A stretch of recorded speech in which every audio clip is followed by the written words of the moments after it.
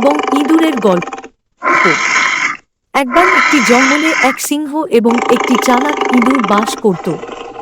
একদিন সিংহটি ঘুমানোর জন্য তার গুহায় প্রস্তুত হচ্ছিল। সিংহটি তার মাথা নিচু করে ঘুমাতে লাগল। গুহার পাশে জেরি নামের একটি ইঁদুর খেলছিল।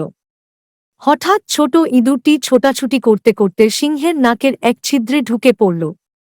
ফলে সিংহের ঘুম ভেঙে গেল। সিংহ ইঁদুরটিকে থাবা দিয়ে ধরে মেরে ফেলতে উদ্যত হল। ইঁদুরটি অত্যন্ত বিনয়ের সুরে বলল, দয়া করে আমাকে মেরে ফেলবেন না। কোনো একটি সময় আমিও আপনার উপকারে আসতে পারি। একথা শুনে সিংহটি হেসে বলল, তুই এত ছোট জীব হয়ে আমার কি উপকার করবি? যাই হোক, সিংহের ইঁদুরের প্রতি দয়া হল এবং সিংহটি তাকে ছেড়ে দিল।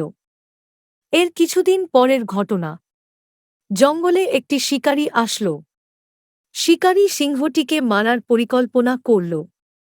সেই পরিকল্পনা মতো শিকারী একটি ফাঁদ তৈরি করল। সিংহটি একটি সেই দড়ির শক্ত ফাঁদে আটকে গেল। ফাঁদে পড়ে সিংহটি ভীষণ গর্জন করতে লাগল।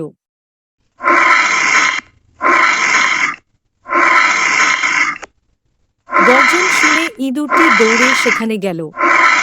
সিংহের বিপদ দেখে জেরি তার কানের কাছে গিয়ে তাকে গর্জন করতে নিষেধ করল। কারণ যারা ফাঁদ পেতে রেখেছে তারা গর্জন শুনে ছুটে আসতে পারে। জেরি এবার তার কাজ শুরু করল। সে তার দাঁত দিয়ে ফাঁদের দড়ি কাটতে শুরু করল। অবশেষে সে সিংহকে ফাঁদ থেকে মুক্ত করতে সক্ষম হল।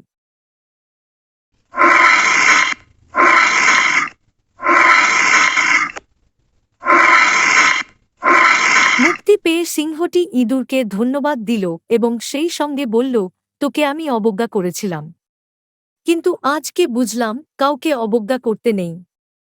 সিংহ ও ইঁদুরের গল্প থেকে এই শিক্ষা পাওয়া যায় যে ছোট বলে কাউকে অবজ্ঞা করতে নেই।